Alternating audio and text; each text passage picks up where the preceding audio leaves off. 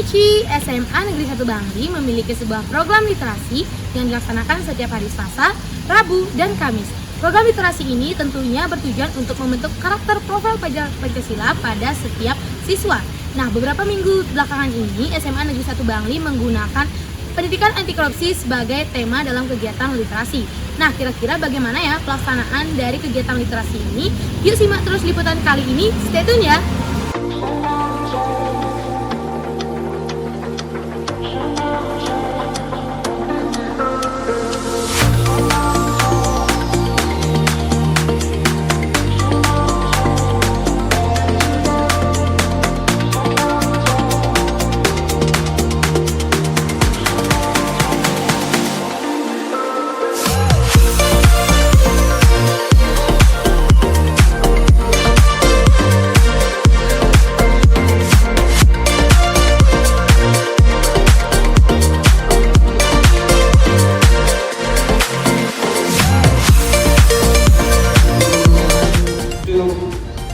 Person in the school for studying, like giving an education for persons early, and then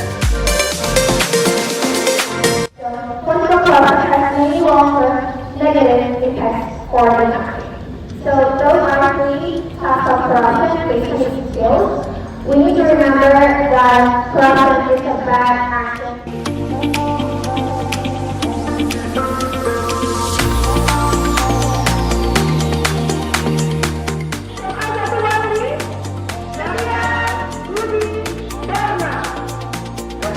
Tentang virus korupsi, penyakit yang merusak moral dan grogosi dari warga, pendidikan, masyarakat, dan pemerintahan dan sebagai pengamalan menjadi bagian dari korupsi.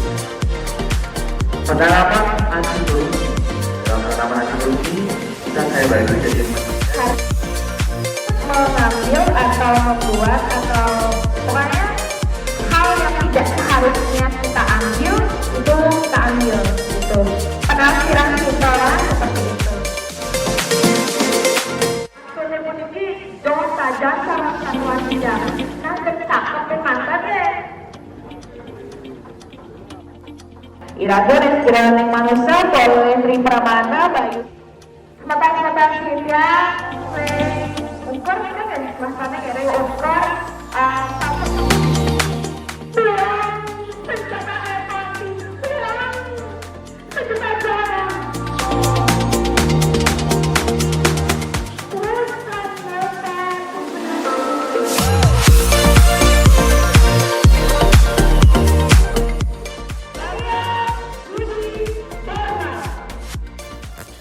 Baik Bapak, selamat pagi. Sebelumnya kami dari Jurnalistik Manici ingin meminta waktunya sebentar untuk menanyakan satu dua hal mengenai literasi bertemakan anti korupsi. Jadi yang pertama bagaimana komitmen sekolah kita terhadap pendidikan anti korupsi? Jadi sebetulnya SMA Negeri 1 Bangli ini sebelum saya bertugas di sini sudah punya komitmen untuk tetap melakukan dan melaksanakan pendidikan anti korupsi kepada para siswanya maupun kepada guru dan pegawai. Kenapa demikian? Karena ini sangat penting ya, bagi lembaga seperti SMA 1 Bangli ini. Karena apa? Karena saat ini korupsi itu sudah ada di berbagai macam lini, termasuk di sekolah. Korupsi dengan tanda kutip adalah hal-hal yang merugikan. Kalau yang tidak tanda kutip berarti kan korupsi itu yang merugikan keuangan negara. Ya. Yang saya katakan tanda kutip itu adalah bahwa dari siswa misalnya masuk kelas jam 7.30. Tetapi masih ada siswa yang ternyata tidak hadir jam 7.30. Ini adalah korupsi. Ya, meskipun hanya korupsi waktu beberapa menit. sebagai sebuah pembelajaran bahwa korupsi besar itu akan selalu diawali dan dimulai dari korupsi yang kecil, seperti korupsi waktu. Banyak sekali contoh di Indonesia di mana pada saat mereka duduk sebagai mahasiswa, ya, apakah namanya itu BEM gitu, Badan Eksekutif Mahasiswa, Presiden BEM dan sebagainya. Begitu mereka duduk di pemerintahan dan mendapat kesempatan jadi pejabat, ya ternyata tidak sedikit yang korupsi juga. Padahal saat mereka mahasiswa demikian gigihnya memperjuangkan korupsi itu supaya diberantas. Tetapi begitu mendapat kesempatan duduk sebagai pejabat, ternyata mereka juga melakukan korupsi, bahkan tidak kecil. Korupsi itu sudah ada sejak dulu kala, ya, bukan setelah ada pemerintahan negara Indonesia. Dari dulu sudah ada korupsi itu, ya. Cuma dengan berbagai cara, dengan berbagai tipe mereka melakukan itu. Nah, sehingga bagi kami ini sangat penting sekali, ya, utamanya bagi generasi muda SMA Negeri 1 Bangli. Saya berpendapat bahwa pendidikan korupsi itu tidak boleh berhenti. Maka kita selalu bekerja sama dengan kejaksaan. Saat PPDB kita undang mereka untuk memberikan materi terkait dengan pendidikan anti korupsi. Kemudian kita juga kerjasama dengan BNN Provinsi Bali kemarin yang sempat waktu coaching itu, ya. Yang kedua kita juga sempat kerjasama dengan BNN Kabupaten Gianyar, ya. Beberapa hari yang lalu mereka juga penting memberikan pendidikan. Artinya saya selaku pimpinan di SMA 1 Bangli berkomitmen untuk tetap melakukan pendidikan anti korupsi. Soal hasil itu kan kelak di kemudian hari. Harapan kita mereka menjadi manusia-manusia Indonesia yang baik, bahkan yang terbaik. Menurut Bapak, perlukah sekolah memberi pendidikan anti korupsi sejak dini? Saya pandang sangat perlu, ya, karena dilihat dari definisi pendidikan anti korupsi itu adalah bagaimana kita memudayakan untuk pencegahan anti korupsi sejak dini. Jadi sejak dini kita latih, kita kan harus membudayakan. Budaya itu kan dari latihan-latihan yang sifatnya adalah hal-hal positif, gitu ya. Nah, di sana dikatakan bahwa di dalam pendidikan anti korupsi itu bukanlah sebuah mata pelajaran tersendiri, bukan, gitu ya. Itu sebenarnya pembelajaran hidup terhadap nilai-nilai kebaikan, gitu ya. Pak ambilkan contoh misalnya mulai dari diri sendiri, itu semua harus mulai dari diri sendiri, gitu ya. Terus dari Pak misalnya sisi guru, gitu ya.